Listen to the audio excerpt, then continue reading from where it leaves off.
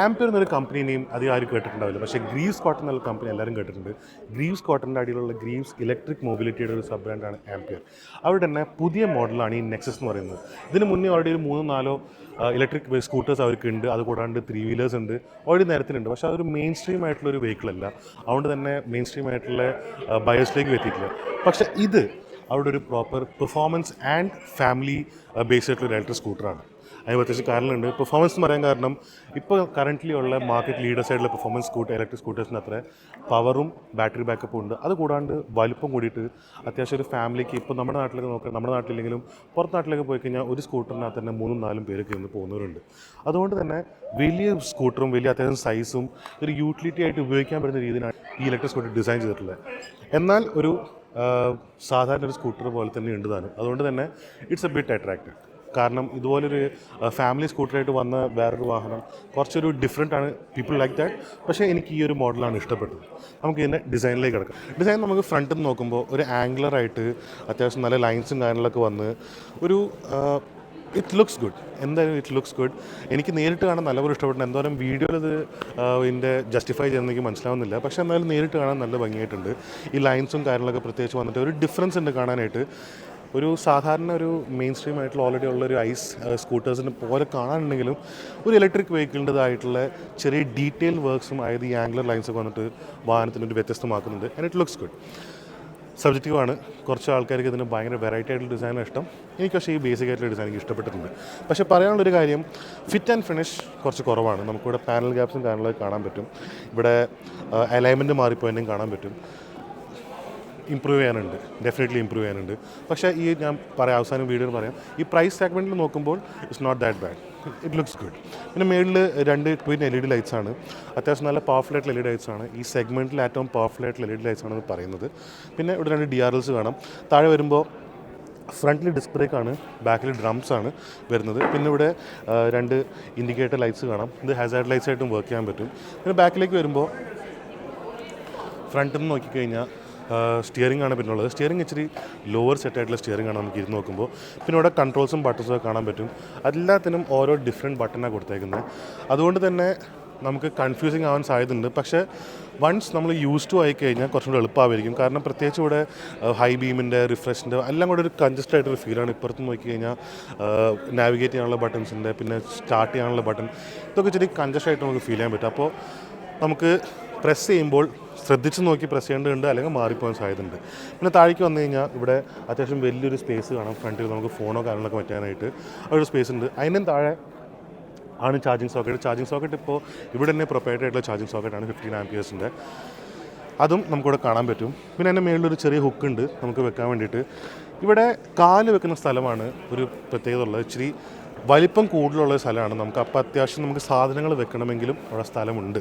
അപ്പോൾ അതുകൊണ്ടാണ് പറയുന്നത് ഇതൊരു ഫാമിലി അല്ലെങ്കിൽ ഒരു യൂട്ടിലിറ്റി സ്പെസിഫിക് ആയിട്ടുള്ള ഇലക്ട്രിക് സ്കൂട്ടറാണെന്നുള്ള കാര്യം. പിന്നെ ഈ ബൂട്ട് ഓപ്പൺ ചെയ്ത് കഴിഞ്ഞാൽ സെഗ്മെൻറ്റിൽ ഏറ്റവും വലിയ ബൂട്ട് സ്പേസ് തന്നെ പറയാൻ പറ്റും. ഒരു ഹെൽമെറ്റും ബാക്കി കുറച്ച് സാധനങ്ങളൊക്കെ ആയിട്ട് അത്രമാത്രം സ്ഥലം ഇതിനകത്ത് ഉണ്ട്.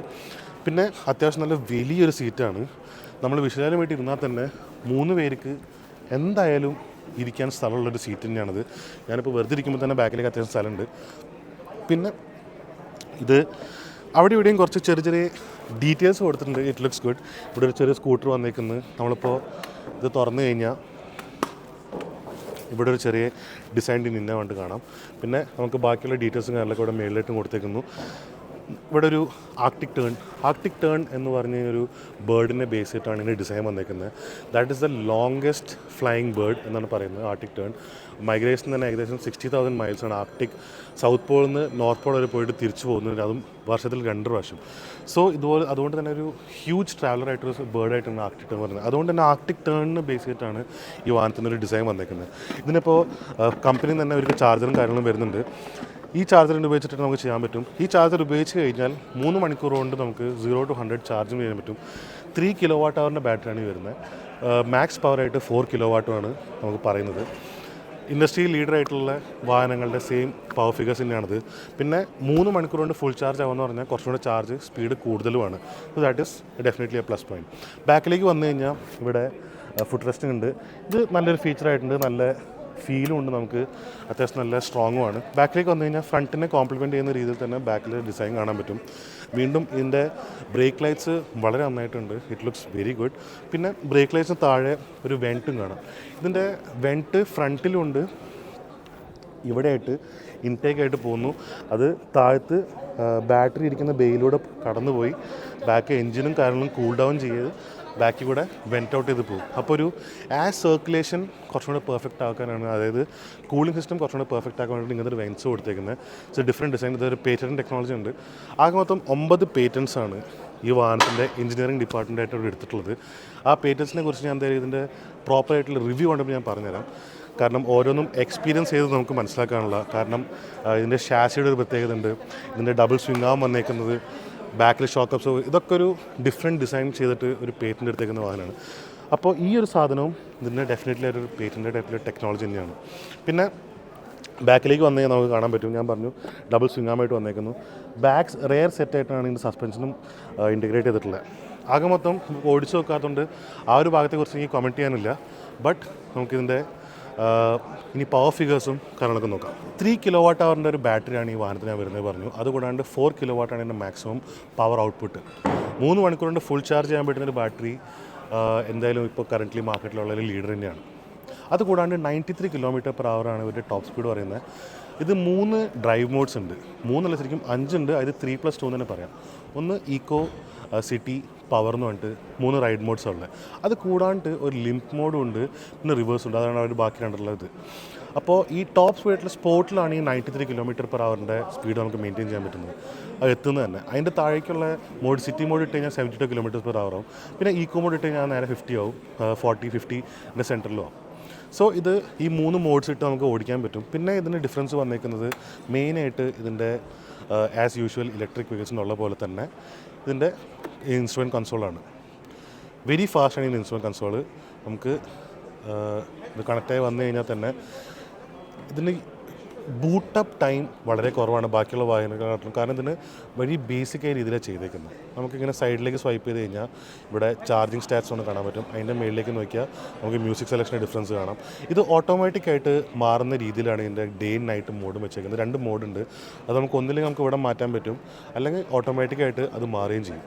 അതുകൊണ്ട് ഇവിടുന്ന് സൈഡിലേക്ക് നമ്മൾ പുള്ളി ചെയ്ത് നമുക്കിവിടെ ട്രിപ്പ് സ്റ്റാറ്റ്സും കാണാൻ പറ്റും. പിന്നെ നമുക്ക് നാവിഗേഷനും കാര്യങ്ങൾ സെറ്റ് ചെയ്തിട്ടുണ്ടെങ്കിൽ നാവിഗേഷനും കാണാൻ പറ്റും. 2 മോഡൽ വരുന്നുണ്ട്. പിന്നെ ഇവിടെ നമുക്ക് താഴെ ഇതിൻ്റെ പാർക്ക് ബ്രേക്ക് ഇട്ടിട്ടുണ്ടോ എന്നുള്ളത്, ബാക്കി സൈഡ് സ്റ്റാൻഡ് ഇട്ടിട്ടുള്ളതൊന്നും അങ്ങനെ കാര്യങ്ങളൊക്കെ കാണാൻ പറ്റും. പിന്നെ പാർക്ക് എന്നുള്ള ഓപ്ഷൻ എന്താ വെച്ചാൽ റിവേഴ്സ് ഇടാനുള്ള മോഡാണ്, അത് നമുക്കിവിടെ കാണാൻ പറ്റും. അപ്പോൾ എല്ലാം തന്നെ നമുക്ക് എളുപ്പത്തിൽ ആക്സസ് ചെയ്യാൻ പറ്റുന്ന രീതിയിലാണ് വന്നേക്കുന്നത്.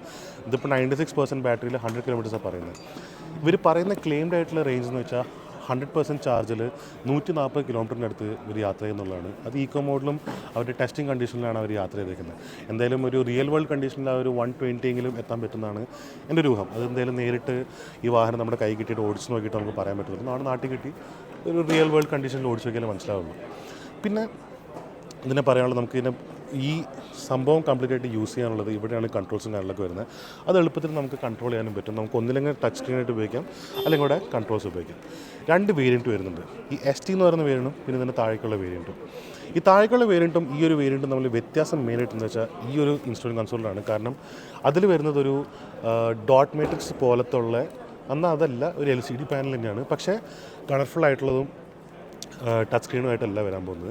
അത് കുറച്ചും കൂടെ സിംപ്ലറാണ്, കുറച്ചും കൂടെ റീഡബിൾ ആയിരിക്കും, കുറച്ചും കൂടെ നമുക്ക് ഡെയിലി യൂസിന് ഉപയോഗപ്രദമായ രീതിയിൽ എനിക്ക് അതായിരിക്കും ഫീൽ ചെയ്യുന്നത്. കാരണം ഇത് കുറച്ചും കൂടെ ഒരു അപ്പാക്കറ്റായിട്ട് ഫീൽ ചെയ്യുന്നത്. ബട്ട് അതിൽ പക്ഷേ വരാൻ പോകുന്ന കുറവുകളെന്ന് വെച്ചാൽ ബ്ലൂടൂത്ത് കണക്ടിവിറ്റി ഉണ്ടാവില്ല, പിന്നെ ചാർജിങ് സ്റ്റാറ്റ്സ് ഇൻക്ലൂഡ് ചെയ്യാൻ പറ്റത്തില്ല, പിന്നെ വൈഫൈ ആയിട്ട് നാവിഗേഷനുകൾ വരുന്നുണ്ട്. അതായത് മിററിംഗ് ടെക്നോളജി വെച്ചിട്ടാണ് വരുന്നത്. ആ സംഭവം ഇതിനകത്ത് വരില്ല. അതാണ് ഈ 2 വാഹനത്തിൻ്റെ മെയിനായിട്ടുള്ള വ്യത്യാസങ്ങൾ. ഈ വാഹനത്തിന് ടോപ്പിന് ലോഞ്ച് പ്രൈസ് ആയിട്ട് 1.19 lakhs ആണ് എക്സ്ഷോറൂം വരുന്നത്. ഇതിൻ്റെ താഴെയുള്ള വേരിയൻറ്റിന് 1.09. അത് രണ്ടും എന്തായാലും ഇൻട്രൊഡക്ഷൻ ആയിട്ടുള്ള പ്രൈസാണ്. കുറച്ചുകൂടി കഴിഞ്ഞാൽ ഒരു 10,000 അല്ലെങ്കിൽ 15,000 rupees കയറാനും സാധ്യതയുണ്ട്. അപ്പോൾ എഫക്റ്റീവ്ലി നമുക്ക് അപ്പോഴും കോമ്പറ്റേറ്റീവ് ആയിട്ടൊരു പ്രൈസിലാണ് ഈ വാഹനം നിൽക്കാൻ പോകുന്നത്. ഇത് കൂടാണ്ട് 4 കളർ ഓപ്ഷൻസ് വരുന്നുണ്ട്. 4 നല്ല രസകരമായ കഥകളോടിയിട്ടാണ് ഈ കളർ ഓപ്ഷൻസ് വന്നിരിക്കുന്നത്. ഒന്ന് ഈ പറഞ്ഞത് നമ്മൾ ലൂണാർ വൈറ്റ് ആണ്.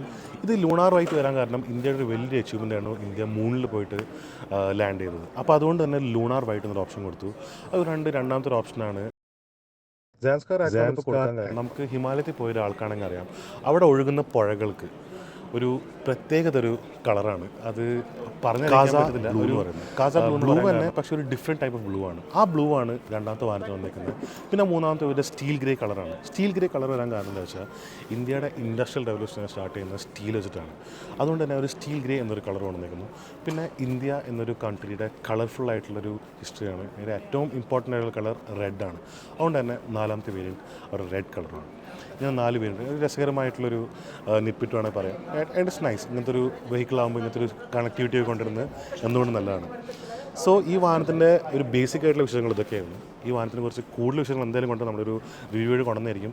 ഇനി അതല്ല, നിങ്ങൾക്ക് ഇതിനെക്കുറിച്ച് കൂടുതൽ അറിയാൻ എന്തെങ്കിലും ഉണ്ടെങ്കിൽ നമ്മുടെ കമൻറ്റ് ബോക്സിൽ അറിയിക്കുക. നമ്മൾ എന്തായാലും അതിനുള്ള മറുപടി തരുന്നതായിരിക്കും. സോ ഈ വീഡിയോ നിങ്ങൾക്ക് ഇഷ്ടപ്പെട്ടിട്ടുണ്ടെങ്കിൽ ലൈക്ക് ചെയ്യുക, കമൻറ്റ് ചെയ്യുക, ഷെയർ ചെയ്യുക. ഇനി നമ്മുടെ ചാനൽ സബ്സ്ക്രൈബ് ചെയ്തിട്ടുണ്ടെങ്കിൽ എന്തായാലും സബ്സ്ക്രൈബ് ചെയ്യണം. ആ ബെൽ ബട്ടൺ അമർത്താനും മറക്കരുത്. ഞാൻ നന്ദു. ഇനി മറ്റൊരു വാഹനമായിട്ട് കാണുന്നവരെ stay safe and enjoy your day.